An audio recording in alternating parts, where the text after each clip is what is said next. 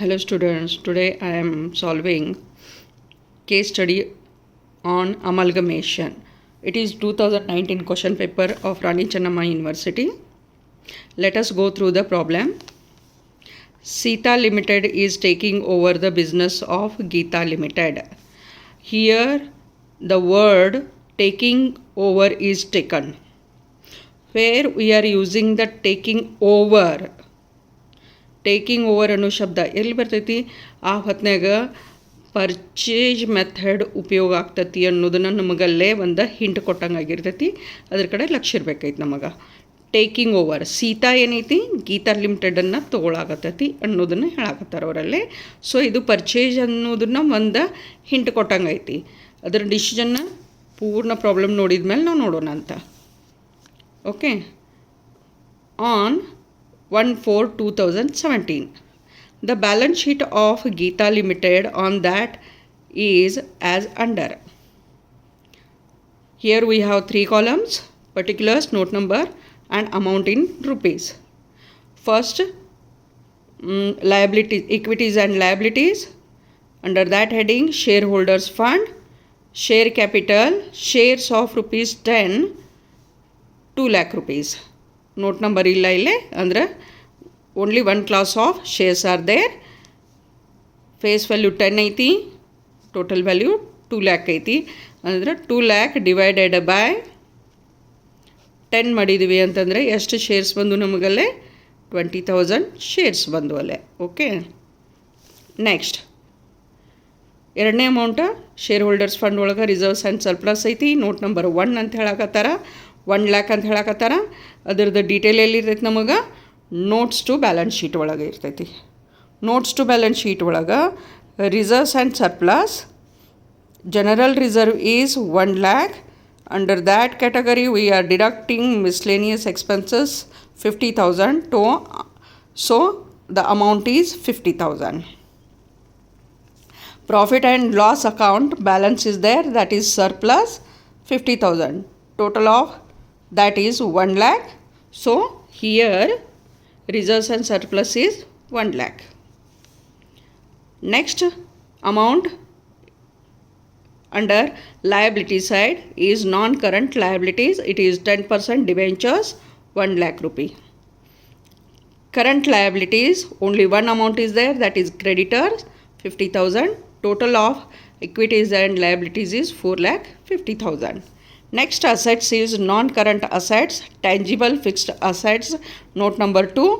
Let us see the note number 2. Tangible fixed assets, buildings 1 lakh, machinery 2,50,000, total 3,50,000. So non-current assets, tangible fixed assets are 3,50,000. Non-current investments 75,000, current assets 25,000, total of that is 4,50,000. It is your balance sheet. Okay. Further information is given in additional information. While solving the case study of corporate account, it is important to know what they have asked you to give your suggestion. Okay, what they have asked: the purchase consideration is to be paid on the basis of rupees 25 per share. 25 per share. ಒಂದು ಶೇರಿಗೆ 25 ರೂಪಾಯಿದಂಗೆ ನೀವು ಕೊಡ್ರಿ ಅಂಥೇಳಿ ಹೇಳಕತ್ತಾರ. Of Geetha limited in the following manner. ಅಂದ್ರೆ purchase consideration ಏನಿರೋದೈತಲ್ಲೇ 25 rupee per share. Okay, per share. Number of shares ಆಗಲೇ ಮಾಡಿದ್ದೀವಿ ನಾವಲ್ಲೇ 20,000. So 25 into 20,000 is 5 lakh. ಇದು ನಿಮ್ದು ಪರ್ಚೇಸ್ ಕನ್ಸಿಡರೇಷನ್ ಇರೋದೈತೆ. ಈ ಪರ್ಚೇಸ್ ಕನ್ಸಿಡರೇಷನ್ನ ಯಾವ ವೇದೊಳಗೆ ಕೊಡ್ಬೇಕು ಅನ್ನೋದನ್ನು ನೆಕ್ಸ್ಟ್ ಕೊಟ್ಟಾರೆ ನಿಮಗಲ್ಲೇ. Okay, in the following manner ಅಂತ ಹೇಳ್ತಾರೆ. ಆ 5 ಲಕ್ಷ ರೂಪಾಯಿ ಈ ರೀತಿ ಒಳಗೆ ಕೊಡ್ರಿ ಅಂತ ಹೇಳಾಕತ್ತಾರ. ಇದನ್ನೇನು ಈ ರೀತಿ ಒಳಗೆ ಕೊಡು ಅಂತಾರಲ್ಲ, ಅದನ್ನು ಮೋಡ್ ಆಫ್ ಪೇಮೆಂಟ್ ಅಂತೇಳಿ ಹೇಳ್ತೇವೆ ನಾವು ಅಲ್ಲಿ. It is called as mode of payment ಅಂತ ಹೇಳ್ತೇವೆ ನಾವಲ್ಲಿ. Okay, so mode of payment ಏನೈತಿ ಅಂತಂದ್ರೆ, ಅಂದರೆ ನೀವು ಯಾವಾಗ ಗೀತಾ ಲಿಮಿಟೆಡ್ಗೆ ಅಮೌಂಟ್ ಕೊಡಾಕತ್ತೈತಲ್ಲ, ಡೈರೆಕ್ಟಾಗಿ ಅಮೌಂಟ್ ಕೊಡಾಕತ್ತಿಲ್ಲ, ಅದನ್ನು ಬೇರೆ ಬೇರೆ ಫಾರ್ಮ್ ಒಳಗೆ ಕೊಡಾಕತ್ತೈತದಲ್ಲಿ. ಆ ಪರ್ಚೇಸ್ ಕನ್ಸಿಡ್ರೇಷನ್ನ ಬೇರೆ ಬೇರೆ ಫಾರ್ಮ್ ಒಳಗೆ ಕೊಡಾಕತ್ತೈತಿ. ಅದು ಫಸ್ಟ್ ಏನೈತಿ ಅಂದ್ರೆ 60% ಇನ್ equity shares of Sita limited. Sita limited ಒಳಗೆ 60% ಶೇರ್ಸ್ ಕೊಡಬೇಕೈತಿ ಅಂತ ಹೇಳ್ತಾರೆ. ಇದೇನು ಟೋಟಲ್ ಪರ್ಚೇಸ್ ಕನ್ಸಿಡರೇಷನ್ ಐತಲ್ಲ 5 lakh, ಅದರದ್ದು 60% ಏನೈತಿ ಅಂತಂದ್ರೆ ಆ್ಯಸ್ ಅ ಶೇರ್ಸ್ ಅಂತ ಹೇಳಿ ಕೊಡೋದೈತಿ ನಿಮಗೆ. ಓಕೆ, ಇದು ಒಂದು ಮೋಡ್ ಆತ. ಇದು ಫಸ್ಟ್ ಮೋಡ್. 5 lakh ಪರ್ಚೇಸ್ ಕನ್ಸಿಡ್ರೇಷನದ್ದು 60% ಆ್ಯಸ್ ಅ ಶೇರ್ಸ್ ಕೊಡಾಕತ್ತೀರಿ. ಎರಡನೇದೇನು ಹೇಳಾಕತ್ತಾರೆ ನೋಡ್ರಿ ಅಲ್ಲಿ, 10% in convertible debentures of 100 each. 100 each, it is face value of the debenture. ಅದರ ಹಿಂದಿಂದ ಏನೈತಿಲ್ಲ ಇಂಪಾರ್ಟೆಂಟ್ ಐತಿ, 10% ಅಂತೇಳಿ ಹೇಳಾಕತ್ತಾರ. ಇದೇನು ಪರ್ಚೇಸ್ ಕನ್ಸಿಡರೇಷನ್ ಐತಲ್ಲ ನಿಮ್ದು 5 lakh, ಈ 5 lakhದೊಳಗೆ 10% ಏನೈತಲ್ಲ ಅದನ್ನು ಡಿಬೆಂಚರ್ಸ್ ಅಂತ ಹೇಳಿ ಕೊಡ್ರಿ ಅಂತೇಳಿ ಹೇಳ್ತಾರೆ ಅವರಲ್ಲಿ. ಓಕೆ, 5 lakhದೊಳಗೆ 60% ಏನಾಯ್ತು ಶೇರ್ಸ್ ಆತ, 10% ಏನಾಯ್ತು ಡಿಬೆಂಚರ್ಸ್ ಅಂತ ಹೇಳಿ ಕೊಡೋದೈತಿ. ಓಕೆ, ನೆಕ್ಸ್ಟ್ ಏನು ಕೊಡು ಅಂತ ಹೇಳ್ತಾರೆ ನೋಡಿರಿ, ಬ್ಯಾಲೆನ್ಸ್ ಇನ್ ಕ್ಯಾಶ್. ಅಂದ್ರೆ ಇದೆಲ್ಲ ಕೊಟ್ಟಾದ್ಮೇಲೆ ಉಳಿದದ್ದೇನೈತಲ್ಲ ಅದನ್ನು ಕ್ಯಾಶ್ ಕೊಡ್ರಿ ಅಂತ ಹೇಳಿ ಹೇಳ್ತಾರಲ್ಲ. ಓಕೆ, ಅಂದರೆ ಇದನ್ನು 5 lakh ಸ್ಪ್ಲಿಟ್ ಮಾಡಾಕತ್ತೀರಿ. ಯಾವುದ್ರೊಳಗೆ 60% for shares, 10% for debenture. That means total ಎಷ್ಟಾಯ್ತು 70% ಆಯ್ತು. ಹಂಗಾದ್ರೆ ಉಳಿದದ್ದು ಎಷ್ಟೈತಿ 30% ಏನೈತಿ ಕ್ಯಾಶ್ ಒಳಗೆ ಪೇಮೆಂಟ್ ಮಾಡಿರಿ ಅಂತ ಹೇಳ್ತಾರೆ. ಯಾರಿಗೆ ಕೊಡೋದೈತಿ ಇದನ್ನು? ಇದು ಟೋಟಲ್ಲಾಗಿ ಗೀತಾ ಲಿಮಿಟೆಡ್ಗೆ ಕೊಡೋದೈತಿ. ಯಾರು ಕೊಡಾಕತ್ತಾರ ಅದನ್ನು? ಸೀತಾ ಲಿಮಿಟೆಡ್ದವ್ರು ಕೊಡಾಕತ್ತಾರ. Sita limited is purchasing that is taking over the Gita limited. ಇದು ಫಸ್ಟ್ ಲೈನ್ ಐತಿ ನಿಮ್ಮದು, ನೆನಪಿಟ್ಕೊರಲ್ಲಿ. ನೆಕ್ಸ್ಟ್ ನಿಮ್ಮ ಕ್ವಶನ್ ಏನೈತಿ ನೋಡ್ರಲ್ಲಿ, you are required to compute purchase consideration under accounting standard 14 ಅಂತ ಹೇಳ್ತಾರೆ. ಅಕೌಂಟಿಂಗ್ ಸ್ಟ್ಯಾಂಡರ್ಡ್ 14 ಪ್ರಕಾರ ಪರ್ಚೇಸ್ ಕನ್ಸಿಡರೇಷನ್ ಕ್ಯಾಲ್ಕುಲೇಷನ್ ಮಾಡಿರಿ ಅಂಥೇಳಿ ಹೇಳ್ತಾರೆ. What is purchase consideration? It is the sum paid to the transferor company by transferee company ಅಂತ ಹೇಳ್ತೇವೆ ನಾವು ಅಲ್ಲಿ. ಟ್ರಾನ್ಸ್ಫರಿಗೆ ಕೊಟ್ಟಂತಹ ಮೊತ್ತ ಅಂತ ಹೇಳ್ತೇವೆ purchase consideration. Who is transferor? The company which is selling its company. ಯಾರು ತಮ್ಮ ಕಂಪ್ನಿ ಮಾರಾಟ ಮಾಡಾಕತ್ತಾರ ಅವರು ಟ್ರಾನ್ಸ್ಫರಿ ಯಾರದಾರು? Who is purchasing the company. ಯಾರ ಕಂಪ್ನಿಯನ್ನು ಖರೀದಿ ಮಾಡಾಕತ್ತಾರ ಅವರು. ಓಕೆ, ಸೊ ನೆಕ್ಸ್ಟ್ ಏನು ಹೇಳ್ಯಾರ, determine the nature of ಅಮಲ್ಗಮೇಷನ್ from the above information. ಈಗೇನು ಮ್ಯಾಲೆ ಕೊಟ್ಟದ್ದು ಇನ್ಫಾರ್ಮೇಷನ್ ಐತಲ್ಲ ಅದ್ರ ಮೇಲೆ ಯಾವ ಟೈಪದ್ದು ಅಮಲ್ಗಮೇಷನ್ ಐತಿ ಹೇಳ್ರಿ ಅಂತನಾಗತ್ತಾರ. ಅಮಲ್ಗಮೇಷನ್ ಒಳಗೆ ನಿಮಗೆ 2 ಟೈಪ್ ಬರ್ತಾವ. ಅಮಲ್ಗಮೇಷನ್ ಒಳಗೆ 2 ಟೈಪ್ ಅದಾವ. ಒಂದೈತಿ merger, ಇನ್ನೊಂದೈತಿ purchase.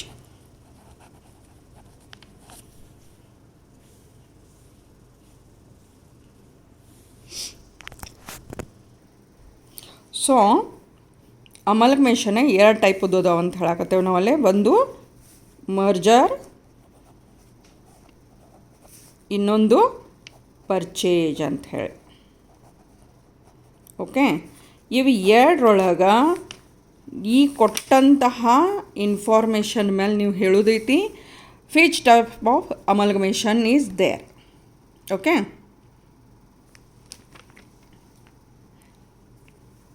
there next you are asked to state the reasons of selecting a particular method of amalgamation.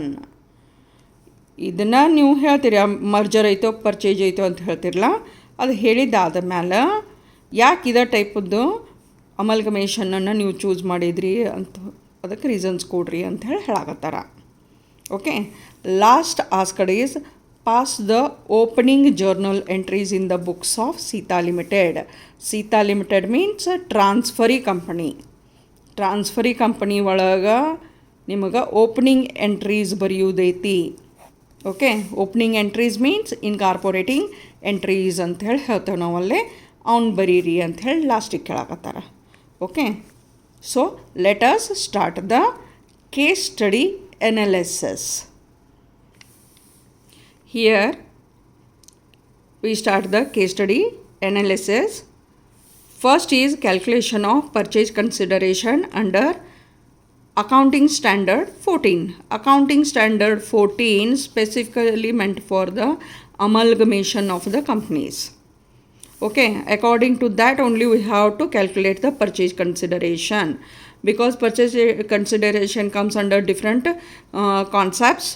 ಇಲ್ಲಿ ನಾವು ಪರ್ಟಿಕ್ಯುಲರಾಗಿ ಅಮಲ್ಗಮೇಷನ್ ಟೈಪನ್ನು ನಾವು ಇಲ್ಲಿ ನೋಡಾಕತ್ತೇವೆ. ಬೇರೆ ಬೇರೆ ರೀತಿ ಒಳಗೆ ನಾವಲ್ಲೇ ಪರ್ಚೇಸ್ ಕನ್ಸಿಡರೇಷನ್ ಬೇರೆ ಬೇರೆ ಕೇಸ್ ಒಳಗೆ ನಾವು ನೋಡಿರ್ತೇವಲ್ಲೇ. ಅದಕ್ಕೆ ಸ್ಪೆಸಿಫಿಕ್ಕಾಗಿ ಅಕೌಂಟಿಂಗ್ ಸ್ಟ್ಯಾಂಡರ್ಡ್ 14 ಪ್ರಕಾರನ ಇಲ್ಲೇ ನಾವು ಪರ್ಚೇಸ್ ಕನ್ಸಿಡರೇಷನ್ ಕ್ಯಾಲ್ಕುಲೇಷನ್ ಮಾಡಿರಿ ಅಂಥೇಳಿ ಹೇಳಾಕತ್ತಾರಲ್ಲೇ. Given in the question paper is the purchase consideration is to be paid on the basis of rupees 25 per share held in the Sita Limited ಅಂತ ಹೇಳಿ ಹೇಳಾಕತ್ತಾರಲ್ಲೇ. ಪರ್ ಶೇರ್ 25 ರೂಪಿ ಕೊಡ್ರಿ ಅಂತ ಹೇಳಾಕತ್ತಾರ. Sita limited ಒಳಗೆ shares ಕೊಟ್ಟಂಥದ್ದು ಅಂಥೇಳಿ ಹೇಳಾಕತ್ತಾರ. Therefore number of shares 2 lakh ನಿಮ್ಮದು ಶೇರ್ ಕ್ಯಾಪಿಟಲ್ ಐತಿ ಗೀತಾ ಲಿಮಿಟೆಡದ್ದು. ಫೇಸ್ ವ್ಯಾಲ್ಯೂ ಐತಿ 10 rupee. So number of shares are 20,000 shares. Okay, per share ಎಷ್ಟು ಕೊಡೋದೈತಿ 25. So for 20,000 shares in Sita Limited, the amount of purchase consideration will be 20,000 shares into 25 per share. Purchase consideration is 5 lakh. Purchase consideration is 5 lakh. After the calculation of purchase consideration, we have to look after the mode of payment of purchase consideration. Okay. First mode of payment in equity shares. It is in equity shares. Okay. It is in equity shares. 60% of purchase consideration. Purchase consideration is 5 lakh. 60% of 5 lakh is 3 lakh. Okay. Next, in 10% in convertible debentures of rupees 100 each.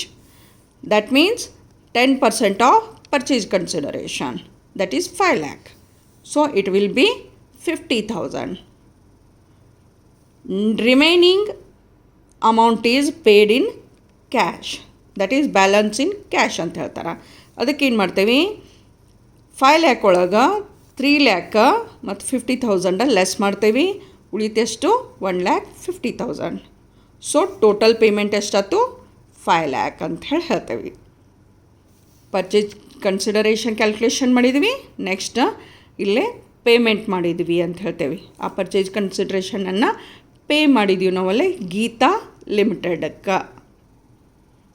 Our second question is, amalgamation of companies is governed by the Accounting Standard 14. This accounting standard recognizes 2 types of amalgamation. First one is amalgamation in the nature of merger. Another is amalgamation in the nature of purchase. Already I have said it while looking at the problem. Okay. Accounting Standard 14 specifies some of the conditions to recognize amalgamation as a merger. It put some of the conditions. ಅಮಲ್ಗಮೇಷನ್ ಅಂತ ಹೇಳಿ ಕರ್ಯಾಕ accounting standard 14 ಏನು ಮಾಡ್ತೈತಿ ಅಂತಂದರೆ ಕೆಲವೊಂದಿಷ್ಟು conditions ಹಾಕಾಕತ್ತೈತಿ. ಆ ಕಂಡೀಷನ್ಸನ್ನು ನಾವು ನೋಡ್ಕೋತಾ ಹೋಗೋಣ ಅಂತ. ಅದರ ನಂತರನೇ ಏನೈತಿ ಅಂತಂದ್ರೆ ನಮ್ಮ ಸೆಕೆಂಡ್ ಮತ್ತು ಥರ್ಡ್ ಕ್ವಶನ್ಸ್ ಏನದಲ್ಲ ನಮಗೆ ಕೇಳಿದ್ದು ಅದಕ್ಕೆ ಆನ್ಸರ್ ಮಾಡಕ್ಕೆ ಬರ್ತೈತೆ ನಮಗಲ್ಲಿ. ಓಕೆ. ನೇಚರ್ ಆಫ್ ಅಮಲ್ಗಮೇಷನ್ ಯಾವುದೈತಿ ಹಂಗನ ಇದನ್ನು ಅಮಲ್ಗಮೇಷನ್ದ ವೇಯನ್ನು ನೀವು ಯಾಕೆ ಚೂಸ್ ಮಾಡಿದ್ರಿ ಅಂದ್ರೆ ನೀವು ಹೇಳಿದ್ರಿ ಅದಕ್ಕೆ ರೀಸನ್ಸ್ ಕೊಡ್ರಿ. ಇವೆರಡಕ್ಕೂ ಉತ್ತರ ನಮಗೇನೈತಿ ಅಂತಂದ್ರೆ ಆ ಕಂಡೀಷನ್ಸ್ ನೋಡಿದ ಮೇಲೆ ಗೊತ್ತಾಗ್ತೈತಿ. ಅಂದ್ರೆ ಯಾವುದೋ ಒಂದು ಅಮಲ್ಗಮೇಷನ್ ಐತಿ ಅಂತಂದ್ರೆ ಅದು ಮರ್ಜರ್ ಆಗಬೇಕೈತಿ ಅಂತಂದ್ರೆ ಮರ್ಜರ್ ಅನ್ನೋ ನೇಚರ್ ಒಳಗೆ ಐತಿ ಅಂತ ಹೇಳಬೇಕಾದ್ರೆ ಕಂಡೀಷನ್ಸ್ ಏನದಾವಲ್ಲ ಅದರೊಳಗೆ first one, all the assets and liabilities of the transferor. Transferor ಅಂದರೆ ಯಾರು? ಕಂಪ್ನಿ ಯಾರು ಮಾರಾಟ ಮಾಡಾಕತ್ತಾರ. ಈ ನಮ್ಮ ಎಕ್ಸಾಂಪಲ್ ಒಳಗೆ ಯಾರು ಕಂಪ್ನಿ ಮಾರಾಟ ಮಾಡಾಕತ್ತಾರು? ಗೀತಾ ಲಿಮಿಟೆಡ್ ಮಾರಾಕತ್ತತಿ. ಓಕೆ. ಟ್ರಾನ್ಸ್ಫರರ್ ಕಂಪ್ನಿ ಅಂದರೆ Gita limited have become the assets and liabilities of the transferee company. Transferee company ಅಂದರೆ ಯಾವುದು? ಯಾವುದು ಖರೀದಿ ಮಾಡಾಕತ್ತೈತಲ್ಲ ಅದು. ಖರೀದಿ ಯಾವ್ದು ಮಾಡಾಕತ್ತೈತಿ ಇಲ್ಲಿ? ಸೀತಾ ಲಿಮಿಟೆಡ್ ಮಾಡಾಕತ್ತೈತಿ. ಓಕೆ. ಸೀತಾ ಲಿಮಿಟೆಡ್ ಏನೈತಿ? ಖರೀದಿ ಮಾಡಾಕತ್ತೈತಿ. ಇಲ್ಲಿ ಹೇಳಾಕತ್ತದ ಫಸ್ಟ್ ಕಂಡೀಷನ್ ಏನು ಹೇಳಾಕತ್ತಾರ ಅವರು? ಏನು ಗೀತಾ ಲಿಮಿಟೆಡದ್ದು ಅಸೆಟ್ಸ್ ಆ್ಯಂಡ್ ಲಯಬಿಲಿಟೀಸ್ ಅದಾವಲ್ಲ ಅವು ಸೀತಾ ಲಿಮಿಟೆಡದ್ದು ಆಗಬೇಕು ಅಂಥೇಳಿ ಹೇಳಾಕತ್ತಾರ. ಓಕೆ. ಅದಕ್ಕೆ ಟ್ರಾನ್ಸ್ಫರರ್ ಯಾರದಾರ ಇಲ್ಲಿ? ಗೀತಾ ಲಿಮಿಟೆಡ್ ಐತಿ. ಟ್ರಾನ್ಸ್ಫರ್ ಯಾರದಾರ? ಸೀತಾ ಲಿಮಿಟೆಡ್ ಅದಾರ ಅಂಥೇಳಿ ಹೇಳ್ತೇವೆ ನಾವು ಅಲ್ಲಿ. Second condition for merger, share holders holding not less than 90% of the equity shares of the transferor company have become the equity share holders of the transferee company by virtue of amalgamation ಅಂತ ಹೇಳ್ತೇವೆ. Share holders ಏನದಾರಲ್ಲ 90%, not less then 90% ಅಂತ ಹೇಳ್ತೇವೆ. 90% R more ಅದು ಯಾವುದು? Equity share ಹೋಲ್ಡರ್ಸದ ಬಗ್ಗೆ ಅಷ್ಟೇ ಮಾತಾಡಕತ್ತೇವೆ ನಾವು ಅಲ್ಲಿ. Not any other share holders of the transferor company that is Gita company ಲಿಮಿಟೆಡದ. ಓಕೆ. ಅದರ್ದ 90% ಇಕ್ವಿಟಿ ಶೇರ್ ಹೋಲ್ಡರ್ಸ್ ಏನಾಗಬೇಕಲ್ಲೇ? Equity share holders of the transferee company. ಈ ಅಮಲ್ಗಮೇಷನ್ದೊಳಗೆ ಟ್ರಾನ್ಸ್ಫರರ್ ಕಂಪ್ನಿದ 90% ಶೇರ್ ಹೋಲ್ಡರ್ಸ್ ಏನದಾರಲ್ಲ ಅವರು ಖರೀದಿ ಮಾಡಕತ್ತಾರಲ್ಲ ಆ ಕಂಪ್ನಿಯ ಶೇರ್ ಹೋಲ್ಡರ್ಸ್ ಆಗಬೇಕು, ಟ್ರಾನ್ಸ್ಫರಿ ಕಂಪ್ನಿ ಶೇರ್ ಹೋಲ್ಡರ್ಸ್ ಆಗಬೇಕು ಅಂಥೇಳಿ ಹೇಳಾಕತ್ತಾರ. ನಮ್ಮ ಇದ್ರೊಳಗೆ ಪರ್ಚೇಸ್ ಕನ್ಸಿಡ್ರೇಷನ್ ಆಲ್ರೆಡಿ ನಾವು ನೋಡಿದ್ದೀವಲ್ಲೇ. ಮೋಡ್ ಆಫ್ ಪೇಮೆಂಟ್ ನೋಡಿದ್ದೀವಿ. ಎಷ್ಟಿತ್ತು? 60%. ಅಷ್ಟು ನಾವೇನು ಮಾಡೇವಿ? ಇಕ್ವಿಟಿ ಶೇರ್ ಹೋಲ್ಡರ್ಸಿಗೆ ಕೊಟ್ಟೇವಿ. ಓಕೆ. 60% ಅಷ್ಟೇ ಕೊಟ್ಟೇವಿ. That means it is less than 90%. ಅಂದ ಹೊತ್ನಾಗ ಇದು ಮರ್ಜರ್ದು ಒಂದು ಕಂಡೀಷನ್ ಐತಲ್ಲ ಅದನ್ನು ಫುಲ್ಫಿಲ್ ಮಾಡಾಕತ್ತಿಲ್ಲ. ಇದನ್ನು ನೆನ್ಪಿಟ್ಕೋರಿ. ಮರ್ಜರ್ದು ಒಂದು ಕಂಡೀಷನ್ ಫುಲ್ಫಿಲ್ ಆಗಾಕತ್ತಿಲ್ಲ. Okay. Next, the purchase consideration should be discharge by the transferee company in equity shares only. ಈ ಮೂರನೇ ಕಂಡೀಷನ್. ಓಕೆ. ಪರ್ಚೇಸ್ ಕನ್ಸಿಡರೇಷನ್ ಏನು ಕೊಡಾಕತ್ತಿದ್ರಲ್ಲ 5 lakh ರೂಪಾಯಿ ಐತಲ್ಲ ಅದನ್ನು ಹೆಂಗೆ ಕೊಡ್ಬೇಕೈತೆ ನಾವಲ್ಲೇ? ಟ್ರಾನ್ಸ್ಫರಿ ಕಂಪ್ನಿ ಒಳಗೆ ಇಕ್ವಿಟಿ ಶೇರ್ಸ್ ಕೊಡಬೇಕು ಅಂತ ಹೇಳ್ತೇವೆ ನಾವು. That means the share should be in transferee company ಅಂತ ಹೇಳ್ತೇವೆ, not in any mode. But ನಾವು ಪರ್ಚೇಸ್ ಕನ್ಸಿಡರೇಷನ್ ಆಲ್ರೆಡಿ ಕ್ಯಾಲ್ಕುಲೇಷನ್ ಮಾಡೇವಿ. ನಾವು 3 ಮೋಡ್ ಒಳಗೆ ಕೊಟ್ಟೇವಿ. ಒಂದು ಶೇರ್ಸ್ ಕೊಟ್ಟೇವಿ. ಓಕೆ. ಇನ್ನೊಂದು ಡಿಬೆಂಚರ್ಸ್ ಕೊಟ್ಟೇವಿ. ಉಳಿದದ್ದು ಕ್ಯಾಶ್ ಕೊಟ್ಟೇವಿ. ದ್ಯಾಟ್ ಮೀನ್ಸ್ ಈ ಕಂಡೀಷನು ನಾವು ಫುಲ್ಫಿಲ್ ಮಾಡಿದ್ವಿ. ಇದನ್ನು ಫುಲ್ಫಿಲ್ ಮಾಡಿದ್ದೀವಿ ನಾವಲ್ಲೇ? ಇಲ್ಲ. ಅಂದರೆ ಮರ್ಜರದ್ದು ಈ ಕಂಡೀಷನನ್ನು ನಾವು ಫುಲ್ಫಿಲ್ ಮಾಡಲಿಲ್ಲ ಅಲ್ಲೇ. Okay. So next condition, the business should be carried on over after ಅಮಲ್ಗಮೇಷನ್ by transferee company. Transferee company ಐತಲ್ಲ ದಟ್ ಈಸ್ ಖರೀದಿ ಮಾಡ್ತಕ್ಕಂಥ ಕಂಪ್ನಿ ಏನೈತಲ್ಲ ಅದೇನು ಹಳೇದು ಕಂಪ್ನಿದು ಬಿಸ್ನೆಸ್ ಐತಲ್ಲ ಅದನ್ನು ಕಂಟಿನ್ಯೂ ಮಾಡ್ತತಿ ಅಂತ ಹೇಳಬೇಕು. ಮರ್ಜರ್ ಒಳಗೆ ಅದಾಗ್ತತಿ ಅಂತ ಹೇಳ್ತೇವೆ. ಬಟ್ ಈ ಪ್ರಾಬ್ಲಮ್ ಒಳಗೆ ಅದ್ರ ಬಗ್ಗೆ ಏನೂ ಮೆನ್ಷನ್ ಇಲ್ಲ. ಸೊ ಅದ್ರ ಬಗ್ಗೆ ಏನು ಮೆನ್ಷನ್ ಇಲ್ಲ ಅಂತಂದಮೇಲೆ ಅದ್ರ ಬಗ್ಗೆ ನಾವು ಇಲ್ಲೇ ಜಸ್ಟಿಫಿಕೇಷನ್ ಕೊಡೋಕೆ ಬರೋಂಗಿಲ್ಲ ಅಂತ ಹೇಳ್ತೇವೆ. ಆದರೆ ಇಲ್ಲಿ ಆಲ್ರೆಡಿ 2 ಕಂಡೀಷನ್ಸ್ ಅದು ಫುಲ್ಫಿಲ್ ಮಾಡಿಲ್ಲ.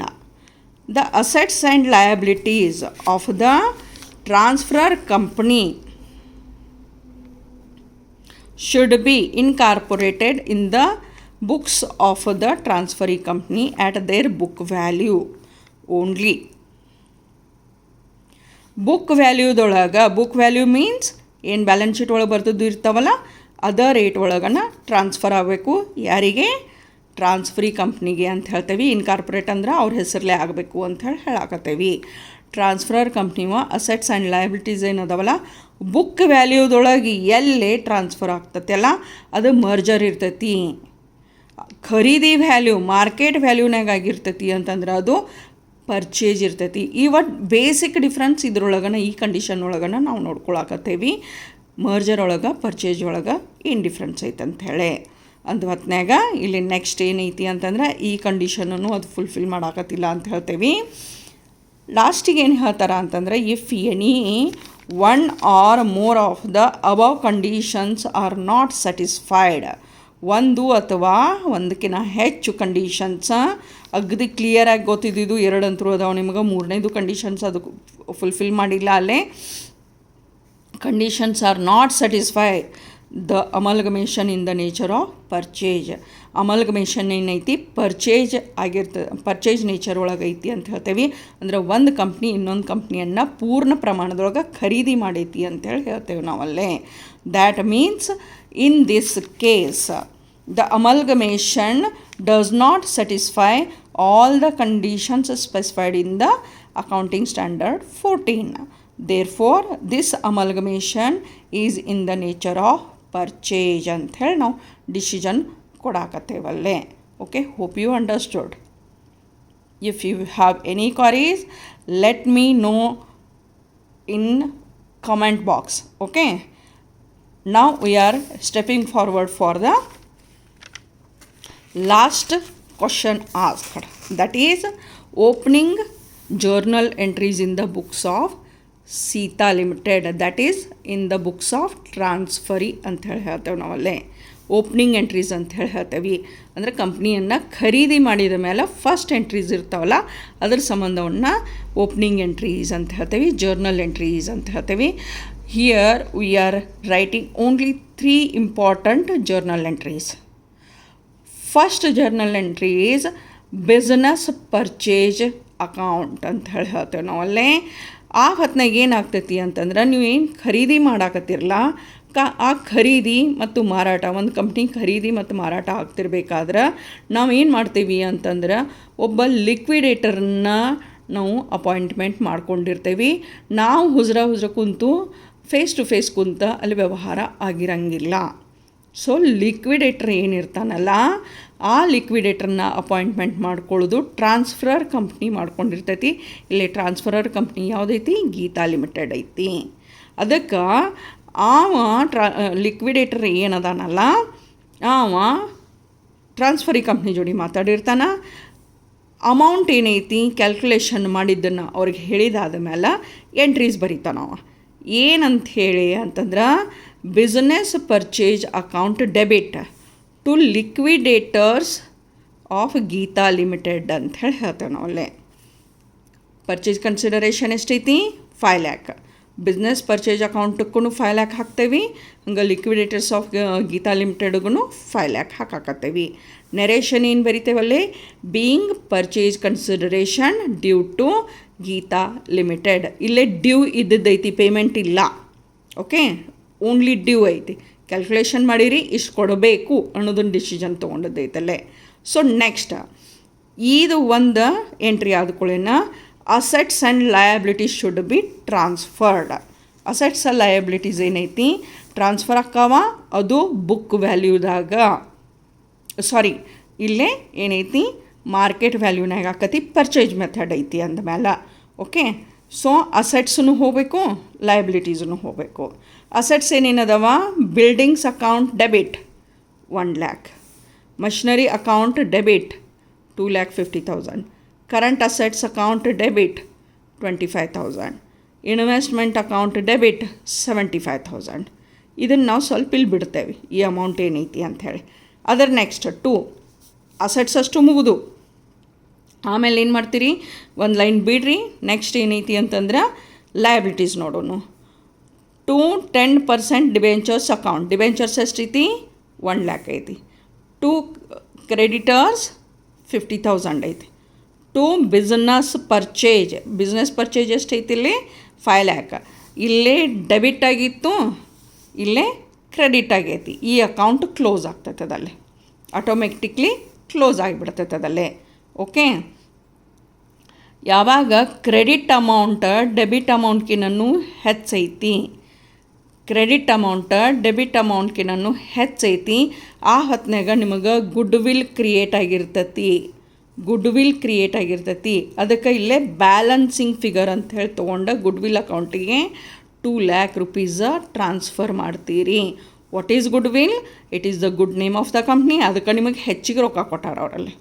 Okay, what if your debit amount is more and credit amount is less? ಆ ಹೊತ್ನಾಗ ಏನಾಗ್ತೈತಿ, ಆ ಹೊತ್ನಾಗ ನಿಮಗೆ ಇಲ್ಲೇ ಕ್ಯಾಪಿಟಲ್ ರಿಸರ್ವ್ ಬರ್ತೈತಿ. ಅಲ್ಲೇ 2 ಕ್ಯಾಪಿಟಲ್ ರಿಸರ್ವ್ ಅಂತ ಹೇಳ್ತೀರಿ. ಆವಾಗಾದರೂ ಸದ್ಯಕ್ಕೆ ನಾವು ಮೆನ್ಷನ್ ಮಾಡತ್ತೇವೆ ಬ್ಯಾಲೆನ್ಸಿಂಗ್ ಫಿಗರ್ ಅಂತ ಹೇಳಿ ಹೇಳ್ತೇವೆ ಅಲ್ಲೇ. ಆ ಹೊತ್ನಾಗ ಏನಿರ್ತೈತಿ, ಡೆಬಿಟ್ ಸೈಡ್ ಹೆಚ್ಚಿರ್ತೈತಿ, ಕ್ರೆಡಿಟ್ ಸೈಡ ಕಡಿಮೆ ಇರ್ತೈತಿ. ಈಗೇನೈತಿ, ಕ್ರೆಡಿಟ್ ಸೈಡ್ ಹೆಚ್ಚೈತಿ, ಡೆಬಿಟ್ ಸೈಡ್ ಕಡಿಮೆ ಐತಿ. ಅದಕ್ಕೆ ಗುಡ್ ವಿಲ್ ಕೈತಿದ. ಈ ಗುಡ್ ವಿಲ್ ಏನು ಮಾಡ್ತೀರಿ ಅಂತಂದ್ರೆ ಎಲ್ಲಿ ಬರಿತೀರಿ ನೀವು ಬ್ಯಾಲೆನ್ಸ್ ಶೀಟ್ ಒಳಗೆ? ಅಸೆಟ್ ಸೈಡ್ ಬರೆಯಾಕತ್ತೀರಿ. If capital reserve is there, ಅದನ್ನು ಎಲ್ಲಿ ಬರೀತೀರಿ ನೀವು? ಅದನ್ನು ಬ್ಯಾಲೆನ್ಸ್ ಶೀಟ್ ಒಳಗೆ ಇಕ್ವಿಟೀಸ್ ಆ್ಯಂಡ್ ಲಯಬಿಲಿಟೀಸ್ ಅಂತ ಹೇಳಿ ಶೇರ್ ಹೋಲ್ಡರ್ಸ್ ಫಂಡ್ ಒಳಗೆ ರಿಸರ್ವ್ಸ್ ಆ್ಯಂಡ್ ಸರ್ಪ್ಲಸ್ ಕ್ಯಾಟಗರಿ ಒಳಗೆ ನೀವು ಮೆನ್ಷನ್ ಮಾಡ್ತೀರಿ ಆ್ಯಸ್ ಕ್ಯಾಪಿಟಲ್ ರಿಸರ್ವ್ ಅಂತ ಹೇಳಿ. ಓಕೆ, ಸೊ ನೆರೇಷನ್ ಬರೀತೀರಿ. Being transfer of all assets and liabilities of Geetha limited at agreed value and the balancing figure is transferred to goodwill account ಅಂತ ಹೇಳಿ ನೀವು narration ಬರೀತೀರಿ. ಆಯಿತಾ? Assets and liabilities are transferred to transferee company. Transferee ಕಂಪ್ನಿಗೆ assets and liabilities transfer ಮಾಡಿದ್ರಿ. ಈಗೇನೈತಿ ಅಂತಂದ್ರೆ ಅದು ಬಿಸ್ನೆಸ್ ಪರ್ಚೇಸ್ ಮಾಡಿದ್ರಲ್ಲ, ಅಮೌಂಟ್ ಕೊಟ್ಟು ಬಿಡಬೇಕಲ್ಲೇ. ಟ್ರಾನ್ಸ್ಫರರ್ ಕಂಪ್ನಿಗೆ ಅಮೌಂಟ್ ಕೊಡಬೇಕೈತೆ. ಅದಕ್ಕೊಂದು ಜರ್ನಲ್ ಎಂಟ್ರಿ ಮಾಡ್ತೇವೆ ನಾವಲ್ಲೇ. ಲಿಕ್ವಿಡೇಟರ್ ಯಾರಿಗೆ ರೊಕ್ಕ ಕೊಟ್ಟಿದ್ರಿ ನೀವಲ್ಲೇ? ಲಿಕ್ವಿಡೇಟರ್ ಕೊಟ್ಟಿದ್ರಿ. ಸೊ ಅವನ ಅಕೌಂಟಲ್ಲಿ ಕ್ರೆಡಿಟ್ ಆಗಿತ್ತು. ಫಸ್ಟ್ ಜರ್ನಲ್ ಎಂಟ್ರಿ ಒಳಗೆ ಕ್ರೆಡಿಟ್ ಆಗಿತ್ತು. ಇನ್ನೇನು ಮಾಡ್ತೀರಿ, ಅದನ್ನು ಡೆಬಿಟ್ ಹಾಕ್ತೀರಿ. ಡೆಬಿಟ್ ಹಾಕಿ ಅದು ಕ್ಲೋಸ್ ಆಗಬೇಕೈತಲ್ಲ, ಆ ಅಕೌಂಟಾಗ ಕ್ಲೋಸ್ ಆಗಬೇಕೈತಿ. ಸೊ ನೆಕ್ಸ್ಟ್ ಎಂಟ್ರಿ ಏನೈತಿ, liquidators of Geetha limited debit. Amount ಎಷ್ಟೈತಿ? 5 lakh. ಯಾವ ಮೋಡ್ನಾಗ ಕೊಟ್ಟಿರಿ ನೀವಲ್ಲೇ? To equity share capital 3 lakh. To 10% debentures, convertible debentures 50,000. ಇದನ್ನು ಮೋಡ್ ಆಫ್ ಪೇಮೆಂಟ್ ಒಳಗನೆ ಕ್ಯಾಲ್ಕುಲೇಷನ್ ಮಾಡಿದ್ದು. ಕ್ಯಾಶ್ ಇತ್ತಲ್ಲ, ಅದನ್ನು ಬ್ಯಾಂಕ್ ಥ್ರೂ ಕೊಟ್ಟು ಕಳಿಸ್ತೀರಿ ನೀವು ಅಲ್ಲೇ. ಟು ಬ್ಯಾಂಕ್ ಅಂತ ಹೇಳಿ 1,50,000. ಓಕೆ, ನರೇಷನ್ ಏನು ಬರ್ತೈತಿ? Being settlement of the purchase consideration in various mode ಅಂತ ಹೇಳಿ ಹೇಳ್ತೇವೆ. ಇವು ಓಪ್ನಿಂಗ್ ಎಂಟ್ರೀಸ್ ಅದಾವ ಅಂತ ಹೇಳಿ ಹೇಳಾಕತ್ತೇವೆ. ಇಷ್ಟು ಮಾಡಿದ್ರೆ ಈ ಕೇಸ್ ಸ್ಟಡಿ ಅಲ್ಲೇ ಕನ್ಕ್ಲೂಡ್ ಆಗಾಕತ್ತೈತಿ. Okay, hope you all like my video on amalgamation case study. If you have liked my video, like it, share it and subscribe it for more videos. Thank you.